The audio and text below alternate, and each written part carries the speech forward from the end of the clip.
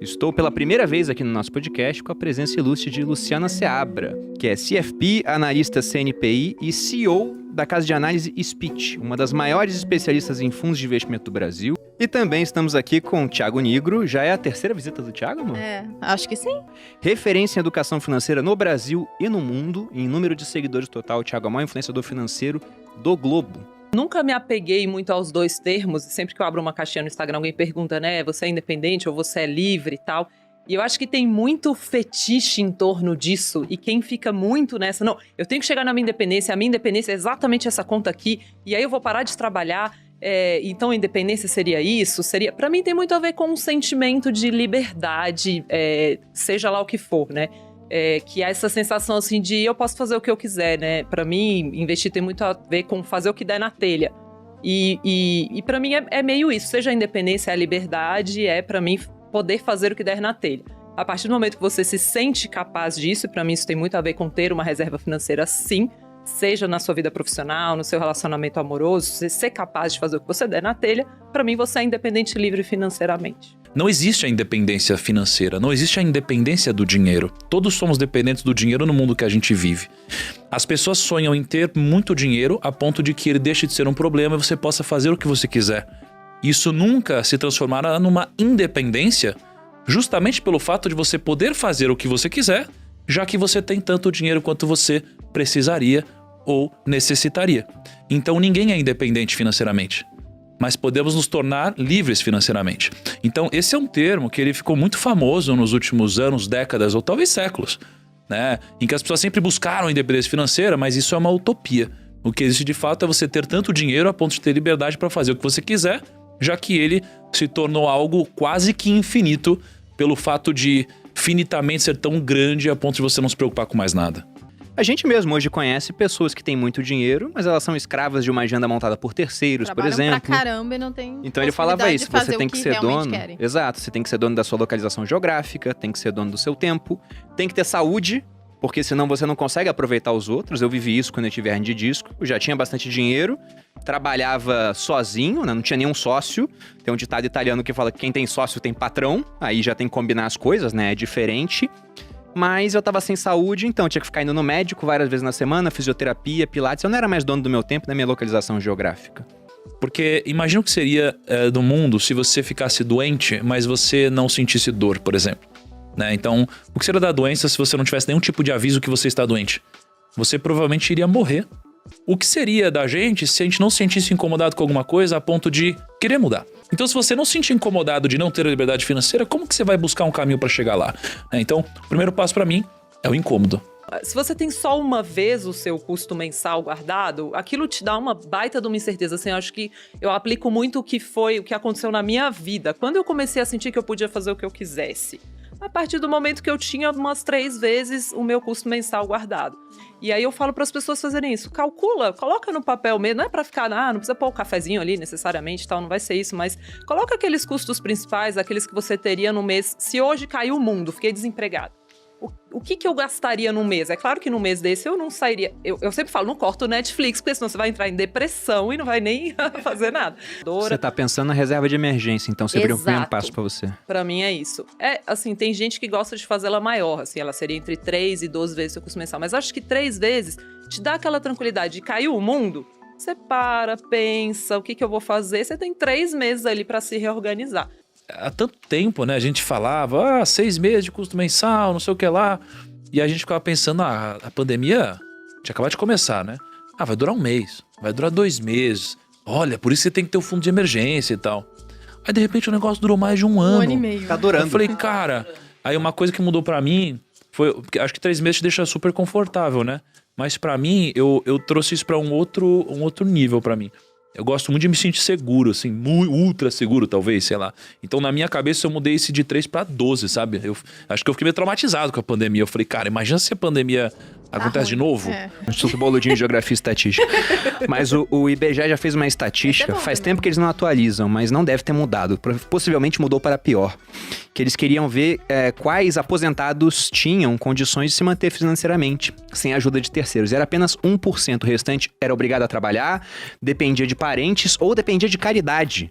Então, 1% conseguia se aposentar com dignidade. E nesse 1%, deve ter aquele pessoal que tem regimes próprios de previdência, mas acabaram entrando na pesquisa. Então, o cara que é juiz, o cara que é das Forças Armadas, tem aposentadoria integral. Quem não tem isso, acaba passando necessidade ao longo da vida. Então, o incômodo inicial tem que ser esse, gente. Se você não começar a investir, uma hora você vai acabar dependendo do governo. E as regras do jogo irão mudar, porque a gente já teve uma reforma da Previdência agora. Todo o dinheiro que seria economizado em 10 anos foi gasto por conta da pandemia. Sim. Provavelmente teremos outras ao longo do tempo. E o combinado de hoje não vai ser mantido, porque não tem como. Existe até algumas brincadeiras dizendo que a maior pirâmide do mundo é a Previdência, né?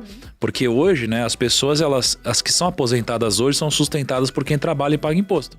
Exatamente. Só que antigamente você tinha uma pessoa pagando basicamente na verdade você tinha muitas pessoas pagando para uma pessoa aposentada. E hoje isso aqui tá mudando para um nível em que você já tem uma pessoa pagando para uma pessoa aposentada.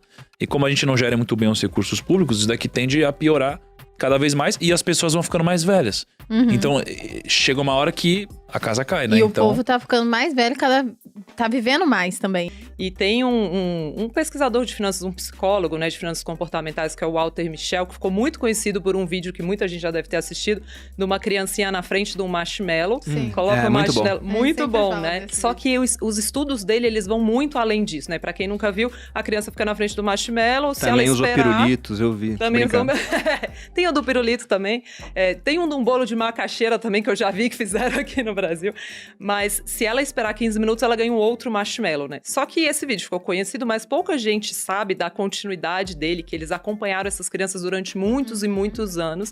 E as crianças com capacidade de postergar viraram adultos de maior sucesso. E daí surgiu um outro estudo de um outro cara que se inspirou nisso, que eu gosto muito, que ele fala para as pessoas olharem. Então ele dividiu um grupo em dois, Eu e gosto disso. metade olhou para ela mesma mais velha. E aí eles perguntaram, quanto você quer guardar para sua aposentadoria? E o grupo que se olhou envelhecido decidiu guardar 30% mais para aposentadoria. Legal. Eu chamo isso do eu do futuro. então assim, ou você ganha mais do que você gasta, ou você gasta menos do que você ganha. Essas são as duas formas de você enriquecer. Parece a mesma coisa, mas quando você gasta menos do que você ganha, você é aquele cara extremamente disciplinado, que você geralmente não faz muitos negócios. Foi o que eu fiz durante 12 anos. Eu ia dizer isso. Perfeito. A gente começou assim, depois a gente fez o inverso. Mudou para o que você vai falar. Perfeito. Então assim, se você quiser ir por esse caminho, e eu acho que ele é o caminho mais seguro, mas porém é o caminho mais demorado, você pode, e não tá errado. Tem uma questão de perfil também. Né? Agora, o outro caminho, que é o caminho do empreendimento, de ganhar mais do que você gasta, é o caminho de criar riqueza. E você pode investir em equity de várias formas. É você empreendendo, é você investindo em algum negócio, né, pequeno e ajudando a criar valor aqui. O que é totalmente diferente de aprender onde investir. Então, eu acho que a maioria das pessoas, elas não precisam aprender a investir num nível muito profundo. É para poucos. Não é para todo mundo, é para poucos. As pessoas têm esse fanatismo de eu quero viver de renda um dia, eu quero o fetiche mesmo do viver de renda, e elas associam muito isso com parar de trabalhar. E eu acho que isso vai ser cada vez menos comum, porque a gente vai viver muito e parar de trabalhar quando é uma coisa que você ama vai te trazer depressão, vai te trazer sofrimento. Então eu acho que é menos sobre...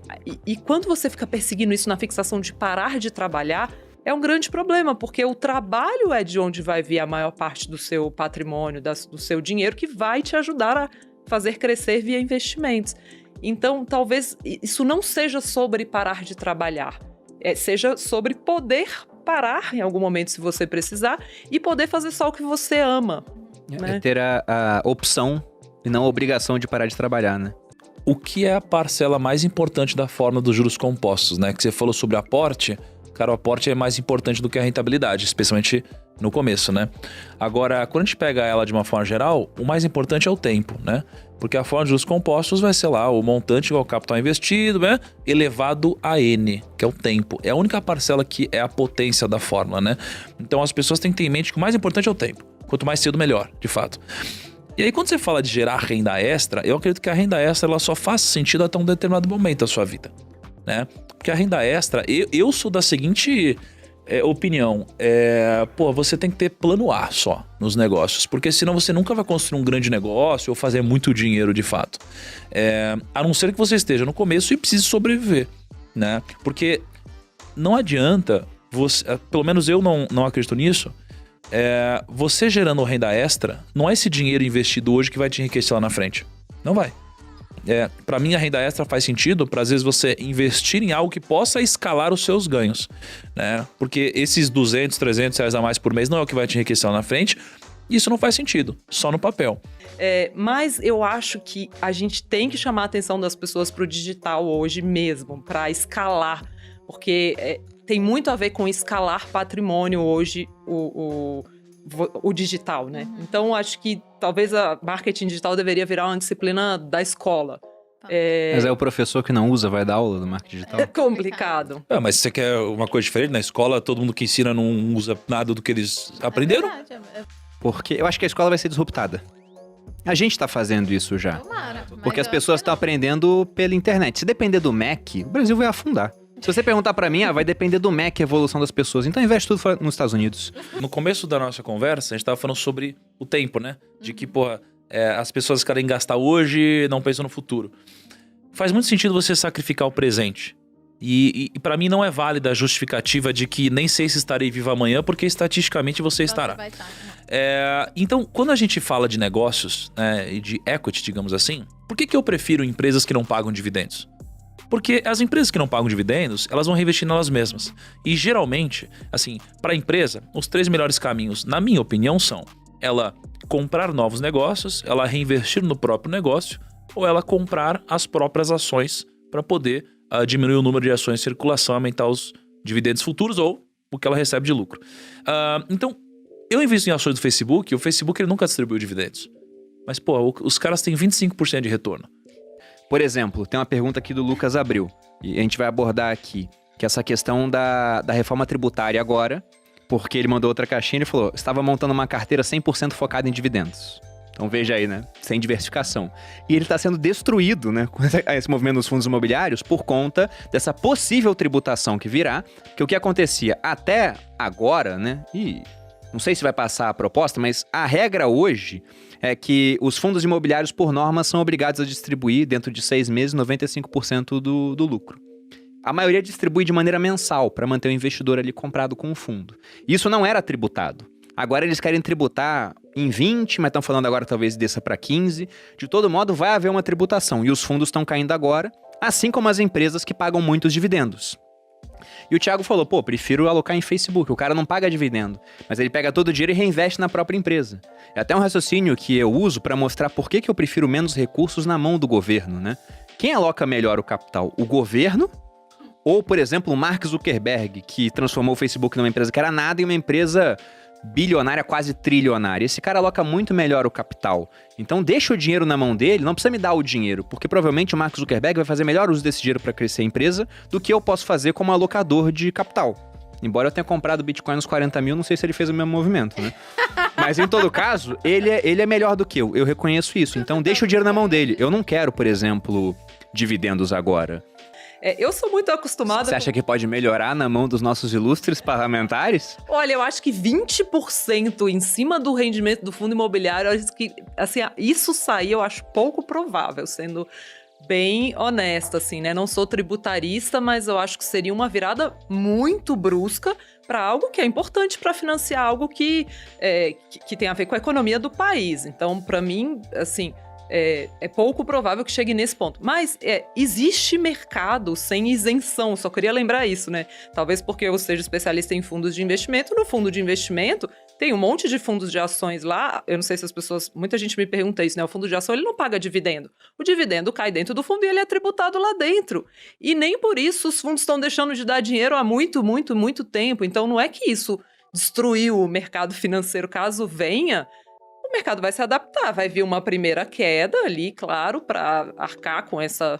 algumas empresas vão mudar o estilo, as que pagavam muitos dividendos vão provavelmente passar a pagar menos, tem algum ajuste inicial, mas o mercado sempre exagera. Para mim, esse é um momento claro de Não acho que ninguém tem que fazer uma estratégia baseada somente em renda, porque realmente você fica sujeito a esse tipo de questão, mas talvez seja uma hora de, se você queria ter 20% em fundos imobiliários e virou 10%, é a hora de você recompor os 20%.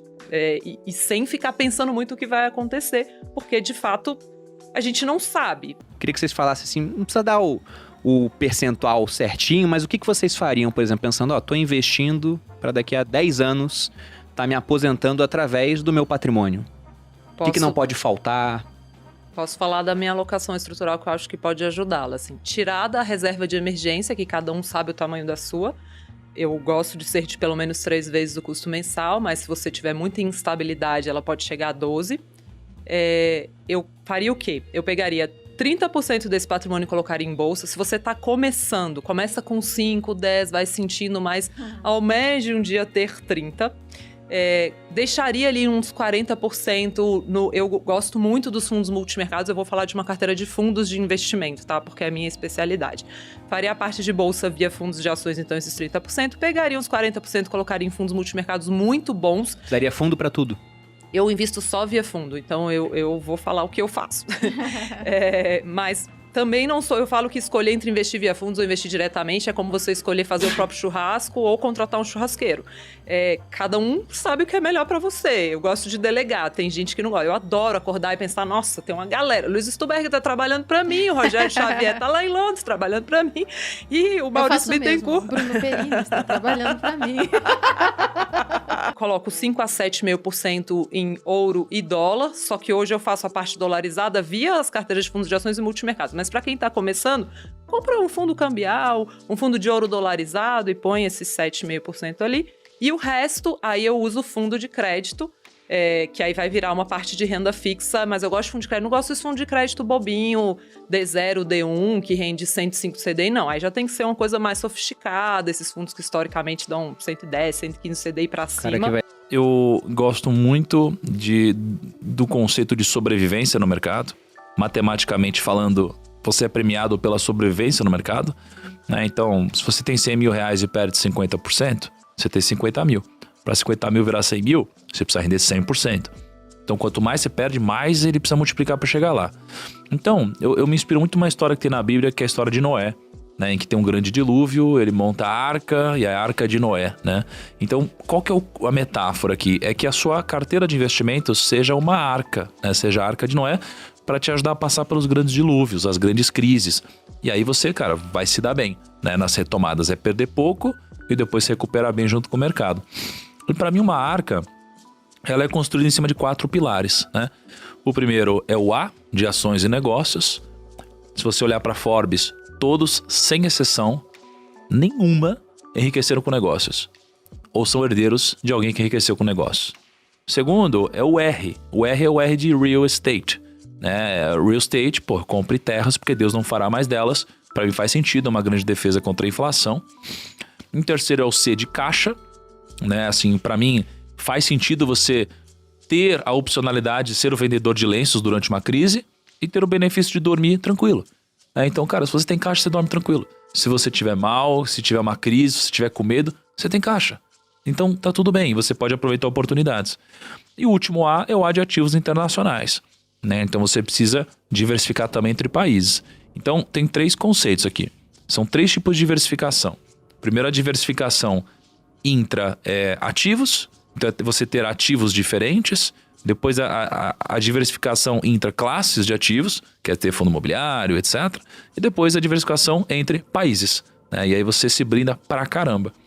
E aqui você tem 2 formas de investir. Uma delas é, se você não quiser tomar 1 segundo da sua vida cuidando de investimentos, que é basicamente você escolhendo 4 ETFs, comprar um ETF para ações, um ETF para uma coisa, alguma coisa ligada a CDI, um ETF global, e a outra é você, por exemplo, fazendo um viver de renda, estudando para falar, poxa, então peraí, então eu vou montar minha própria carteira, meu portfólio em ações, meu portfólio em real estate, né? Mas para quem tá entrando agora no mundo e nem gosta de investir, para que o cara vai estudar tanto, entendeu? É só se ele quiser realmente tomar decisões mais assertivas e ele vai ser premiado por isso. Se for pegar a alocação que eu acho bem bacana, assim, eu gosto sempre de usar aquela ideia do Taleb. Eu sei que a Luciana também gosta, o Thiago também, que ele fala da estratégia Barbell, né? Eu tenho que ter uma ponta da carteira em algo muito seguro, como, por exemplo, títulos públicos americanos. Você pega aqueles títulos de curto prazo lá. Aquilo é o que tem de mais seguro no mundo, porque você está comprando dívida do país que é dono da máquina de imprimir o dinheiro global, que é o dólar. Isso pode mudar um dia? Pode, mas é bem complicado que isso venha a mudar, pelo menos no curto prazo. E na outra ponta, você pode arriscar. Você pode pegar coisas muito mais voláteis, que provavelmente sofrerão bastante numa eventual crise, como o Bitcoin sofreu no ano passado e como está sofrendo nesse momento, né, com uma queda aí de 50% desde que bateu suas máximas. Só que esse negócio, ele vai cair no máximo, como você disse, Luciana, 100%. Do chão não passa, né? Se o Bitcoin chegar a zero, ninguém vai bater na minha casa lá e falar, não, você tem que vender o seu sofá para, sei lá, arcar com dívidas do Satoshi Nakamoto, que a gente nem sabe quem é. Isso não vai acontecer. Então só cai até 100%. Agora, o quanto que ele pode subir, né? Pensa nas pessoas que compraram esse negócio lá atrás quando não valia quase nada. Tanto. Vamos deixar claro. Então isso pode subir muito. Acaba que, quando você tiver um pequeno percentual nessa classe de ativos muito volátil, aquilo se multiplicar por várias vezes, aquilo te garante uma rentabilidade fora de série, como foi o que aconteceu, porque eu acho que se a carteira ela tá toda subindo ou caindo ao mesmo tempo, tem algo errado. Você tem que ter essas correlações assim, de maneira que quando uma parte cai, outra sobe, você faça um rebalanceamento, porque isso garante uma boa rentabilidade no longo prazo. Você faz isso com o seu portfólio, você faz isso também. Os gestores dentro dos fundos fazem isso. Então, acho que não tem uma alocação ideal, mas a diversificação está presente na alocação e pensar na pior hipótese possível, né? Meu grande aprendizado foi disciplina mesmo. As pessoas associam investir com algo muito sexy, divertido, mas a maior parte do tempo investir é algo monótono. E você saber lidar com essa monotonia de que, não, você não vai dar necessariamente o tempo todo a grande tacada, e às vezes você vai dar a grande tacada não porque você foi super arrojado, mas porque você foi disciplinado. Para mim, especialmente essa última crise ensinou muito sobre a disciplina de você focar no longo prazo e agir até um pouco contra o seu estômago no momento de maior estresse, porque você definiu um percentual para você estar investido. Girar, operar rápido é bom para vendedor de curso e é bom para corretora que ganha muito dinheiro em cima de giro. Na verdade, você não precisa fazer isso. Os grandes investidores com os quais eu já tive contato na minha vida, que mais fizeram dinheiro com investimentos, têm como filosofia a disciplina, a tranquilidade no momento do estresse, o remar contra a maré. Isso não tem nada a ver com comprar e vender correndo, isso não tem nada a ver com achar o melhor momento de comprar bolsa, o melhor momento de comprar cripto. Isso tem a ver com ter disciplina, definir um percentual, definir um plano e seguir. Para mim, o mercado financeiro ele tem duas finalidades pensando como investidor. Preservação e aumento do patrimônio. Nessa ordem, muitas vezes inverter a ordem pode ser perigoso. O cara, ele pensa em ganhar muito, e a gente viu isso durante a crise, teve gente que devolveu em coisa de 1 mês o que tinha feito ao longo de 3 anos. E teve gente que devolveu tudo e que não vai voltar tão cedo, pô. Teve gente que perdeu 80% do patrimônio na queda da bolsa, porque estava alavancado. Se o cara perde 80%, ele tinha 100 mil, cai para 20, para os 20 voltarem a ser 100, tem que subir 400%. A bolsa não subiu isso, se a gente for pegar desde o início do ciclo de subida, lá em 2015 com a Dilma, até agora. Então é muito complicado, por isso pense sempre em preservação e aumento do patrimônio. Essa, para mim, é a finalidade do mercado financeiro. E a questão de que investir em conhecimento rende sempre os melhores juros. No YouTube dos Sócios, na quinta-feira, meio-dia, quando sai o vídeo. E se inscrevam no canal. A gente acredita que o canal dos Sócios no YouTube vai passar até o final do ano o canal do Bruno Perini Você Mais Rico. Embora a gente esteja crescendo nos dois. Porque aqui o crescimento tá muito grande. Talvez aí por conta da simpatia de Boludinha, né, Boludinha? Quando ele deixa eu falar, né? Vocês viram. Mas é isso, gente. Quero agradecer a presença de todos vocês. Novamente aos convidados, muito obrigado. Espero que tenham gostado. Uma ótima semana e até a próxima.